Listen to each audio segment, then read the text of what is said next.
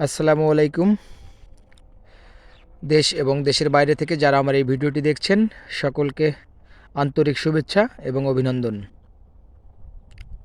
Viewers, দেখতেই পাচ্ছেন আমি আপনাদেরকে আজকে নিয়ে আসছি আমার সেই এলাকার ভুট্টা চাষি ভাইয়ের এক ভুট্টা খেতে। আসলে তিনি ভুট্টা চাষ করেছেন এবং আমি বিকেলবেলা একটু ঘুরতে বের হয়ে দেখলাম যে আসলে ভুট্টাগুলোর অবস্থা আমি আপনাদের সামনে তুলে ধরছি। দেখতেই পাচ্ছেন যে কোথাও কোথাও কিছু কিছু গাছ একদম ছোট, আবার কোথাও কোথাও গাছগুলো মোটামুটি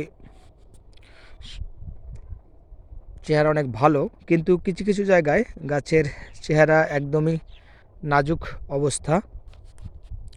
তো আমি আপনাদেরকে দেখাচ্ছি যাদের ভুট্টার গাছ এইরকম সাইজের বা এরকম হয়ে গেছে। বর্তমান আমাদের উত্তরবঙ্গে বিশেষ করে কুড়িগ্রাম, লালমনিরহাট, দিনাজপুর, আমাদের উত্তরবঙ্গের যে জেলাগুলি আছে প্রত্যেকটাতে তীব্র শৈত্যপ্রবাহ চলছে। আসলে এই শৈত্যপ্রবাহের কারণে আমাদের কৃষি চাষাবাদ ব্যাপকভাবে বাধাগ্রস্ত হচ্ছে। তো তার মধ্যে একটি হচ্ছে ভুট্টা। আসলে এই ভুট্টা একটি অর্থকারী ফসল এবং অতিরিক্ত ঘন কুয়াশায় ভুট্টা চাষে বা ভুট্টার গাছের বেড়ে ওঠাকে অনেকটাই বাধাগ্রস্ত করে। তো আপনাদের যাদের ভুট্টা এরকম অবস্থা হয়ে গেছে তারা অবশ্যই প্রথমে জমিটাকে একটু পরিষ্কার রাখার চেষ্টা করবেন এবং মাটিগুলো যদি অতিরিক্ত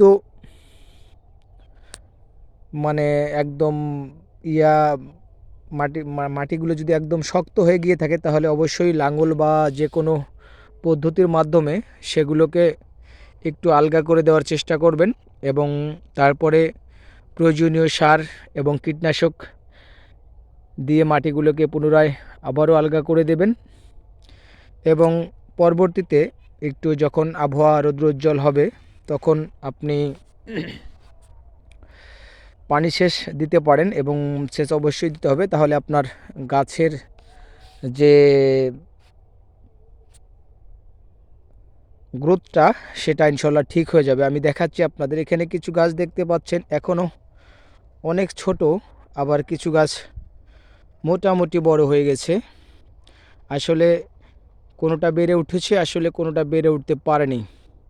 আসলে এটা একটি অনেক বড় সমস্যা, কেননা এরকম যদি হয়ে যায় তাহলে পরবর্তীতে যখন আপনার ভুট্টার গাছগুলো বড় হয়ে যাবে বা একটা বড় হয়ে যাবে একটা ছোট থাকবে, তখন কিন্তু সেই ছোট গাছগুলোর গ্রোথ কম হবে এবং গ্রোথ কম হওয়া মানেই কিন্তু তার ফলন অনেক কম হবে।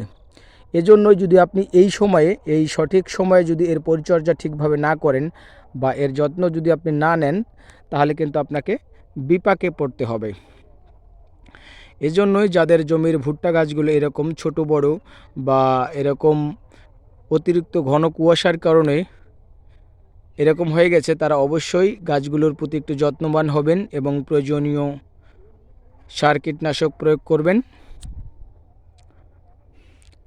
তো বন্ধুরা, আজকে এ পর্যন্তই।